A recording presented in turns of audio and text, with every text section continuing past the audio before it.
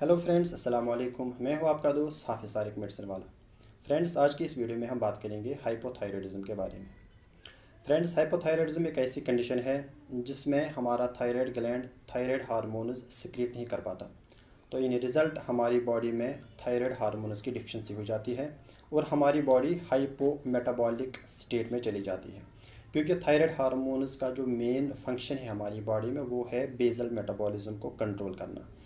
तो हाइपोथायराइडिज्म में हमारी बॉडी हाइपोमेटाबॉलिक स्टेट में चली जाती है और हाइपरथायराइडिज्म में यानी जब थायराइड हार्मोन्स की एक्सेस होती है उसमें हमारी बॉडी हाइपर मेटाबॉलिक स्टेट में चली जाती है। तो हाइपोथायराइडिज्म यानी हाइपोमेटाबॉलिक स्टेट में पेशेंट्स को क्या साइनस और सिम्टम्स डेवलप हो सकते हैं, चलिए इस पर बात करते हैं।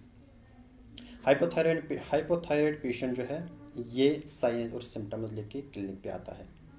Generalised weakness, easy fatigability, cold intolerance यानी उनको सर्दी ज़्यादा लगती है, constipation, decreased appetite, weight gain, swelling of lower limbs और swelling of face, memory impairment और बहुत सारे साइंस एंड सिम्टम्स।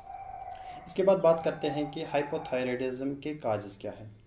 जो वर्ल्ड वाइड नंबर 1 काज है वो है आयोडीन डिफिशिएंसी, क्योंकि आयोडीन जो है वो थायराइड हार्मोन्स का सेंट्रल एलिमेंट है। तो आयोडीन की डिफिशिएंसी में हाइपोथायराइडिज्म हो सकता है। अब क्योंकि पिछले कुछ डिकेड से आयोडीन डिफिशिएंसी को डिफरेंट पॉलिसीज़ के अंडर ओवरकम किया जा रहा है, तो आयोडीन डिफिशिएंसी आहिस्ता आहिस्ता कम होती चली जा रही है। की जगह जो अब नंबर 1 काज है हाइपोथायराइडिज्म का वो है ऑटो इम्यून थायराइडाइटिस, जिसको हम कभी हाशिमोटोज़ थायराइडाइटिस भी बोलते हैं। इसमें क्या होता है कि हमारी बॉडी की जो इम्यून सिस्टम है, जो डिफेंस मैकेनिज़्म है, वही थायराइड ग्लैंड के अगेंस्ट काम करता है और थायराइड ग्लैंड को डिस्ट्रॉय करता है। तो थायराइड ग्लैंड डिस्ट्रॉय होने की सूरत में हमारी ये थायराइड ग्लैंड जो है थायराइड हार्मोन सिक्रीट नहीं कर पाता और हमारी बॉडी हाइपोथायराइडिज्म की स्टेट में चली जाती है। इसके बाद जो काजेज़ आते हैं उसमें अगर थायराइड ग्लैंड की सर्जरी हो जाए, अगर थायराइड ग्लैंड की मेलिग्नेंसी हो, उसके बाद थायराइड ग्लैंड की सर्जरी हो जाए, चाहे वो टोटल थायराइडेक्टमी यानी टोटल थायराइड ग्लैंड की सर्जरी हो या थायराइड ग्लैंड का कोई पार्ट जो है उसको रिमूव किया जाए, तो ऐसी कंडीशन में भी हमारी बॉडी हाइपोथायराइड कंडीशन में चली जाती है। इसके बाद कुछ ड्रग्स है जो हाइपोथायराइडिज्म करा सकती हैं। उसमें एम्योडारोन जो हार्ट के लिए मेडिसिन होती है, उसकी वजह से हमारी बॉडी में हाइपोथायराइडिज्म हो सकता है। कुछ anti epileptic drugs like phenytoin, carbamazepine, कुछ टीएनएफ इनहिबिटर्स लाइक सुटिनिब, इससे भी हाइपोथायराइडिज्म हो सकता है। आइसोनाइजिड, इससे भी हाइपोथायराइडिज्म हो सकता है। लिथियम, वो भी हाइपोथायराइडिज्म करा सकता है। तो ये कुछ काजेज़ है हाइपोथायराइडिज्म कराने के। इसके बाद चलते हैं कि हाइपोथायराइडिज्म कैसे डायग्नोज किया जाता है। जब पेशेंट क्लिनिक पे आता है वो साइंस और सिम्टम्स लेके जो मैंने आपके साथ डिस्कस किए हैं, उसके बाद हम उसको TSH यानी थायराइड स्टिमुलेटिंग हार्मोन की लेवल चेक कराते हैं उसकी ब्लड में। ये TSH यानी थायराइड स्टिमुलेटिंग हार्मोन ये बहुत सेंसिटिव टेस्ट है।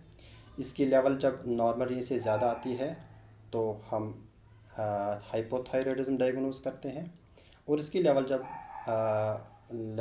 लेवल जब नॉर्मल रेंज से कम आ जाती है तो पेशेंट को हाइपर थायराइडिज्म होता है।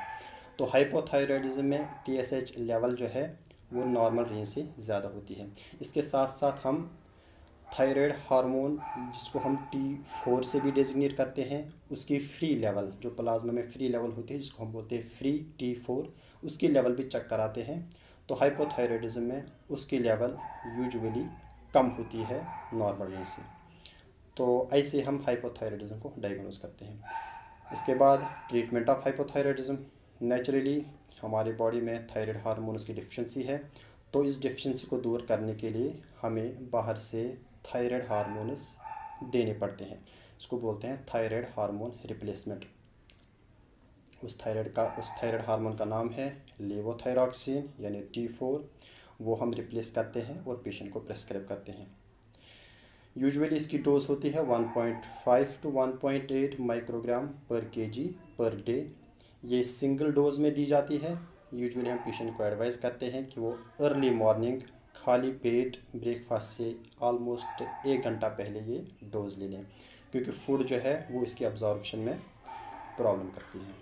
तो ये यूजुअली खाली पेट लिया जाता है और सिंगल डेली डोज के हिसाब से लिया जाता है। उसके बाद मॉनिटरिंग, हम पेशेंट को हर चौथे या छठे महीने बाद यानी 1 से 1.5 महीने बाद पेशेंट की TSH लेवल चेक करते रहते हैं। तो जब तक वो नॉर्मल रेंज में ना आए तब तक हम हर 1 या 1.5 महीने बाद उसकी TSH लेवल चेक करते रहते हैं। Once it comes into the normal range then हर साल उसका TSH लेवल चेक करते हैं ताकि देखें कि उसका TSH लेवल जो है वो रेंज में है कि नहीं। हाँ, थायराइड हार्मोन प्रिस्क्राइब करने से पहले हमें कुछ चीज़ों का ख्याल रखना चाहिए। सबसे पहले जब आप अपने हेल्थ केयर प्रोवाइडर से मिले तो उसको ज़रूर अपनी ड्रग हिस्ट्री बता दें ताकि ये पता चले कि कोई ड्रग हाइपोथायराइडिज्म का काज तो नहीं है। नंबर 2, आप अपने हेल्थ केयर प्रोवाइडर को अपनी हार्ट कंडीशन भी बता दें कि आपको कहीं कोई हार्ट की मेडिसिन तो नहीं चल रही या हार्ट की कोई कंडीशन तो नहीं है, हार्ट की कोई डिजीज़ तो नहीं है, क्योंकि ऐसी कंडीशन में हम यूजुअली लोअर डोज से स्टार्ट करते हैं, usually 12 to 25 micrograms per day. Number 3, अगर एल्डरली पेशेंट हो जिसकी एज 60 से ज़्यादा हो, ऐसे पेशेंट्स में भी हम usually lower dose of levothyroxine start करते हैं 12 to 25 micrograms per day. Number 4, क्या कुछ फूड आइटम्स भी हाइपोथायराइडिज्म करा सकते हैं? Very infrequent, very less. तो कोई फूड आइटम ऐसा नहीं है जो हाइपोथायराइडिज्म करा सकता है। कुछ फूड आइटम्स को हम गोइट्रोजेनिक फूड आइटम्स बोलते हैं, लेकिन कोई कन्विंसिंग स्टडी नहीं है जिससे पता चलता है कि ये फूड आइटम्स जो है हाइपोथायराइडिज्म करा सकते हैं। तो इन जनरल हम ये बोल सकते हैं कोई फूड आइटम ऐसा नहीं है जो हाइपोथायराइड पेशेंट्स को अवॉइड करना चाहिए। आज की इस वीडियो में इतना ही। होप कि आपको कोई फ़ायदा मिला होगा। नेक्स्ट वीडियो तक अल्लाह हाफिज़। Stay healthy, stay happy, take care.